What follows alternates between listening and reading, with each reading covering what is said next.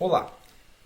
No dimensionamento de uma estrutura, você pode ser exigido de dimensionar ela para uma carga de incêndio. E a carga de incêndio, com base, é medida em tempo de exposição ao incêndio. Ou seja, TRF 30 minutos significa o sua estrutura tem que suportar meia hora de fogo, TRF 60 são 60 minutos de fogo e assim por diante. A questão é, tem software que calcula isso? E a maioria das vezes a pessoa fala, como que eu lanço, aperto o botão do software? A questão aqui é o seguinte, nós temos uma norma para isso. Não tenta dimensionar nada se não lê a norma, ok? NBR 15200 fala disso. Tá? E NBR 15200 fala que a gente pode só dimensionar a obra normalmente, com alguns requisitos adicionais, sem ter que apertar algum botão diferente no software. Ok? Mas a questão aqui é o seguinte, o que ela fala? Os itens principais dela é, com plastificações, ruínas e colapsos são aceitos, a estrutura só pode ser reutilizada se der um incêndio, se for verificado. Não dá para, eu vou dimensionar uma estrutura para 30 minutos de fogo, deu 25 minutos de fogo, apaga o fogo e volta a morar dentro. Não. Tá? Se uma estrutura recebeu esforços de incêndio, né, ela tem que ser vistoriada para ver se o que tem que ser reparado e tem que ser reparado para aí sim, quando a estrutura estiver recuperada, voltar ao normal, ok? Não dá para só, ela aguenta 60 minutos de incêndio, deu 50, só a pessoa volta lá e continua trabalhando, continua morando como se não tivesse acontecido nada. Essa é a primeira questão. Agora, próxima questão que ele tem aqui, é o que? Tá, item 5.5. Edificações de grande porte, principalmente mais alta, ou com maior carga de incêndio, tem que atender exigências mais severas. Por que isso? Porque se uma casa pega fogo, vai ter todas as pessoas, uma casa térrea, por exemplo, todas as pessoas vão estar com acesso a alguma janela que elas conseguem pular para fora. Ok? Você pegou fogo no quarto, beleza, quebra a janela do quarto e sai. Pegou fogo no banheiro, o banheiro tem uma janela pequena, mas a pessoa consegue sair de lá. Ok? Se não der sair do banheiro, vai para o corredor, vai para a sala e pula pela sala. Ok? Agora, se eu tenho um prédio de 10 andares, quem está no nono andar não pode pular da janela, tecnicamente até pode, mas não vai sobreviver. Então a questão é que quanto mais alta for minha obra, mais rígido tem que ser a estrutura. Okay? Eu não posso pensar que eu vou ter o mesmo tempo para resistir o fogo para uma casa térrea, um prédio de 10 andares. Por quê? Porque a estrutura tem que resistir fogo o tempo suficiente para todo mundo ser resgatado. Okay? Mesmo que seja uma casa térrea, okay? Tem uma casa térrea, tem um cadeirante, ele não consegue pular a janela, ou uma criança pequena, ou uma pessoa idosa, mas alguém consegue pular para a janela para dentro, pegar a pessoa e fugir, e sair, ok? Se tem um cadeirante no nono andar, ou tem uma pessoa idosa no nono andar, tem uma criança no nono andar, mais complicado, essa que é a questão. Projetos que favoreçam a prevenção ou a proteção contra incêndio, em termos de requisitos gerais, reduzindo o risco de incêndio ou sua propagação, facilitando a fuga dos usuários de operação de combate, podem ter as exigências aliviadas. Então a gente tem a NBR 14432 que fala o quê? Inclusive a 15200 também fala, mas tem uma brigada de incêndio, beleza. Uma estrutura com 60 minutos, eu posso tirar alguns minutos disso. Ok? Por quê? Porque se tiver alguma maneira de reduzir o tempo para tirar todo mundo quando der um incêndio, eu posso reduzir. Ok? Tem o anexo A que fala disso. Vai reduzir em 10% para cada hipótese. Ok? Próxima questão que a gente tem agora. Tá? Para concretos preparados, né, com silicosos, que é a maior parte dos concretos, a gente tem essa curva aqui, ok? Para diferentes temperaturas, ok? A questão que a gente tem aqui é o seguinte, que basicamente até 100 graus, o meu concreto está 100%, ok? Ele está com resistência total. Essa é a primeira questão. Agora, o coeficiente de segurança básico que a gente trabalha é 1.4 e... Ok, não posso queimar o coeficiente de segurança, mas tem um outro coeficiente de segurança que a gente pode queimar sem problemas, que é o nosso OCD. Ok, o que é isso? Basicamente, se eu tenho uma estrutura e ela tem que suportar uma carga por 50 anos, se eu pegar uma peça que suporta, digamos, eu pego duas peças, eu coloco uma carga de 20 toneladas no pilar, ele arrebenta com 20 toneladas. Eu pego outro pilar, coloco 19 e deixo alguns anos, ele vai acabar arrebentando. Okay? Se eu deixar aquela carga de 19 toneladas. Então a gente aplica uma redução de resistência de 15% por cargas de longo prazo. Fogo não é longo prazo. Se um prédio está queimando 10 anos, não é mais problema. A questão é que o fogo vai durar no máximo aí umas 2, 3, 4 horas. Tá? Não vai acontecer, faz 10 anos lá que está queimando aquele prédio. Não. Tá? E a questão é, não preciso me preocupar com o ACD. Então, o primeiro item que eu tenho é que eu só chego a 85% da resistência a 300 graus, ok? Então, consequentemente, até chegar em 300 graus, meu concreto está bem, porque ele foi dimensionado para suportar uma carga a longo prazo com 85% da resistência. O fogo é curto prazo, então eu posso usar 100%, entendido? Então até 300 graus está tranquilo, mas claro, conforme vai pegando fogo, pode passar dessa temperatura no concreto, ok? Essa é uma questão para entender só a reação do concreto mesmo. Agora, e o aço? Aqui entra uma questão. O aço mantém resistência por mais tempo, ok? Um aço, basicamente, até 300 graus, ele está tranquilo. Okay? Então, qualquer peça até 300 graus, inclusive muitas pessoas falam, ah, mas tem uma lareira, tá? Tem uma lareira, tem uma churrasqueira, uma coisa assim. A não ser que chegue a 300 graus no concreto, não é um problema em si, ok? Pro concreto, talvez para alvenaria, fissura e tudo mais, pro reboco, trinque, mas pro concreto tá tranquilo, tá? Passou disso, ele começa a perder resistência rápido, ok? 400 graus, ele ainda está bem, o caso CA50, o CA60 mais fraco, e tem uma questão, na compressão ele tem menos resistência, porque ele deforma, ok? Ele deforma mais, quanto mais quente o aço, mais fácil é deformar ele, então a gente perde resistência à compressão. Então uma regra que a gente pode seguir também para auxiliar no caso de estruturas contra fogo, é não utilizar aço para compressão, não chegar no domínio 4 em vigas, mais motivo para isso. E nos pilares, tentar dimensionar eles dentro do domínio 3 ou domínio 4, ok? Ou, se for usar domínio 5, com pouca taxa de aço. Por quê? Porque um pilar com muita taxa de aço na compressão pura, ou compressão e flexo compressão, ele vai acabar tendo uma resistência menor contra o fogo. Entendido? Tá? Então, passou de 100 graus, o aço perde resistência na compressão. Passou de 400 e começa a perder resistência na tração, ok? E daí quando chega em 500 é muito fraco, 600 mais fraco ainda, 700 já está no ápice, não aguenta mais nada e claro, derrete quando chega a temperatura mais alta, tá? Agora, o método tabular. O método tabular é, o cliente chega para mim e fala, eu quero que minha estrutura resista ao fogo, beleza, tá? É o que eu vou usar o método tabular.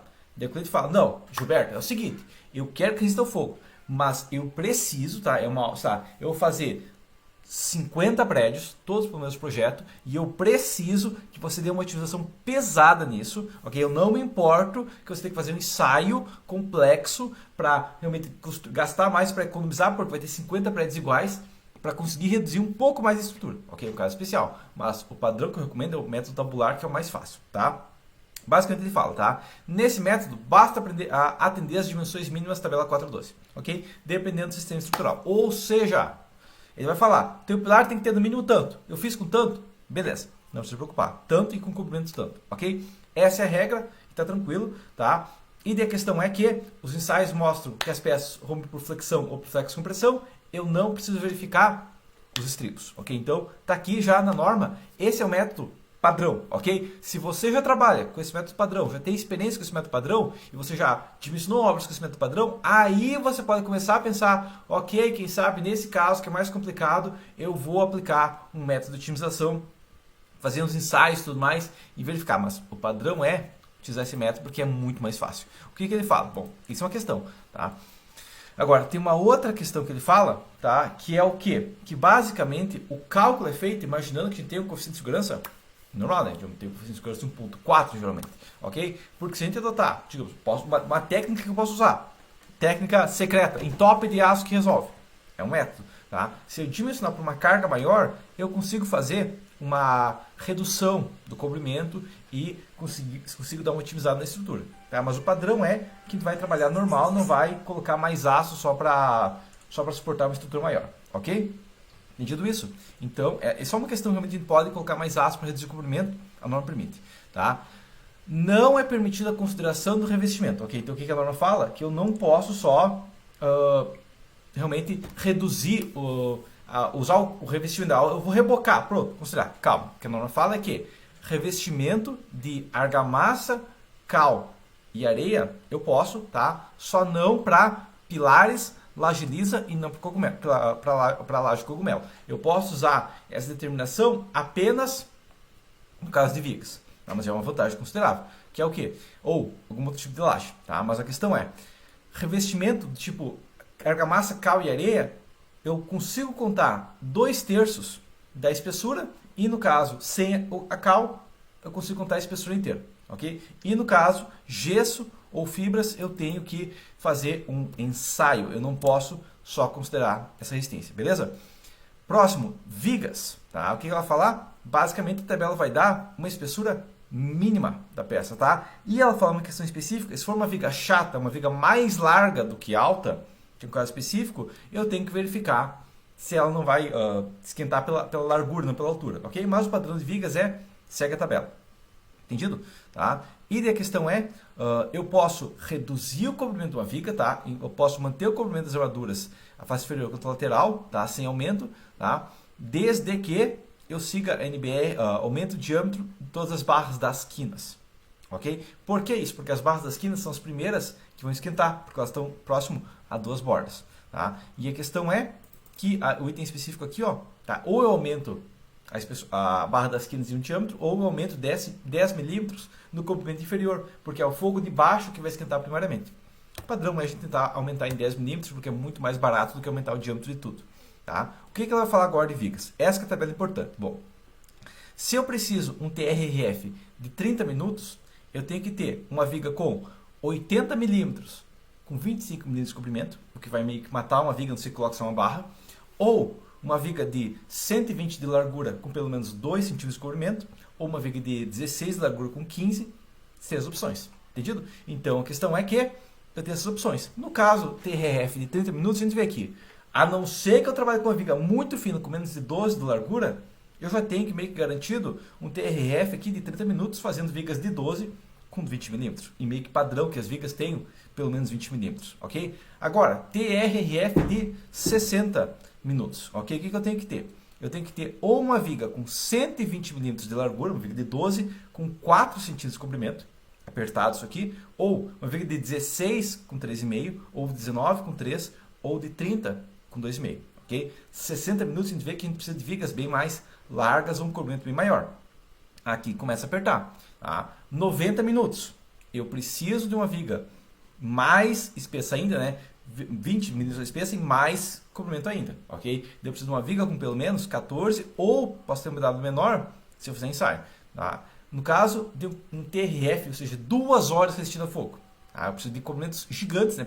Chega aqui 5 centímetros, com vigas com pelo menos 50 de largura, ou se fizer uma viga normal, 19, que é uma viga larga, 68 milímetros, ok? E 180 minutos realmente é um caso muito especial, tá? Que eu vou ter que ter ou vigas com 60 de largura com 6 de comprimento, ou pelo menos 24 de largura com 8 de comprimento, ok? Então a questão é 30 minutos, meio que passo padrão com estruturas normais. 60 começa a apertar, e para cada 30 minutos a mais, é mais apertado ainda. Então a questão base é que meio que 30 minutos nem vai dar uma estrutura mais pesada. Ok? Vamos lá. Dimensão para vigas contínuas a gente consegue aliviar bastante. Ok? Por quê? Porque aquelas vigas que eu estava falando antes, é a tabela 4, né? Que são vigas biapoiadas. Vai entrar mais em concreto, pré-moldado ou quando fazem aquela salada de vigas sobre vigas. Se você fizer vigas ligando os pilares, fazendo pórticos, o que tem vantagem?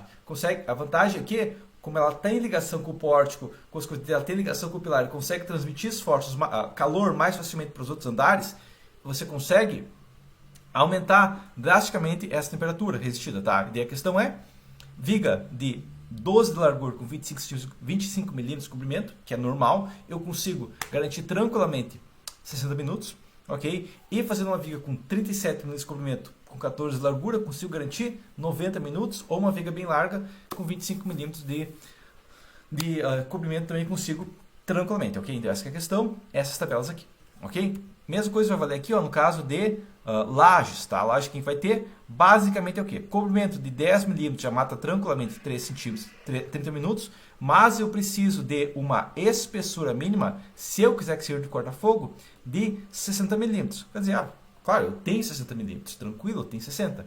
Calma, você tem 60 milímetros se for uma laje maciça, se for uma laje nervurada, tem que ter 60 milímetros de capa.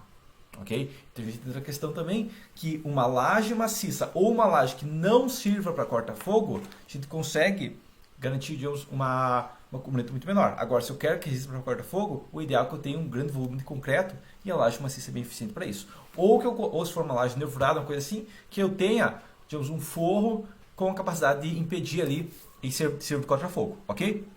Essa é a questão base. Tá? E também a gente tem a questão para laje nervurada, simplesmente apoiada, no caso de, ou se for contínuo, é quase a mesma coisa, tá? Mas daí a gente tem o que? A gente tem a largura da nervura mínima, que é similar das vigas, e o comprimento mínimo, que é similar a de vigas. Tá? E por final a gente tem para pilares com a face exposta ao fogo, se for duas vai fazer um processo interativo mais complexo. Mas a questão base é, o que nós vamos falar é, até 90 minutos, desse pilar que tem pelo menos aí 15,5 com 25 milímetros de comprimento, tá tranquilo, ok? Se eu preciso de mais, eu tenho que fazer pilares mais largos. Esse é um dos motivos que a norma pede pilares mais largos. Quanto mais largo o pilar, mais tempo até esquentar o núcleo dele, então mais eficiente ele é para as cargas de fogo. Entendido? Por final, a questão que a gente tem aqui, ó, é em relação a pilar parede, a gente tem dois itens, tá? Porque muitas vezes vai usar pilar parede e daí pilar parede é mais tranquilo. Por quê? Porque ele tem um volume de concreto considerável, então, geralmente ele vai trabalhar com uma baixa resistência de compressão, tá? Então, no caso, por exemplo, um TRF de 60 minutos, eu posso fazer um pilar parede de 12 centímetros de espessura, só 10 milímetros de comprimento, para esse item tá tranquilo. Se ele tem uma carga maior, 14, com 10 milímetros de comprimento também tá tranquilo, ok? Tá? Conforme vai aumentando as cargas, eu vou ter uma necessidade de comprimento maior, mas a questão é, um pilar com baixo carregamento, ou seja, que sem o vento, um pilar parede, sem o vento, chega no máximo 35% da resistência, eu posso fazer um comprimento bem menor. Posso fazer ele peças bem mais finas, ok? Por isso, geralmente, o pilar parede é tão pesado. É muito mais pesado que precisaria ser. Por isso que pilares parede, quanto maior for, melhor. Porque quanto mais resistência tiver ali, mais tranquilo vai ser para cargas de fogo, ok? Então essa é a questão base. Sabendo isso aqui então, o que a gente tem que fazer? A gente tem que fazer o seguinte, vai projetar uma estrutura para carga de vento?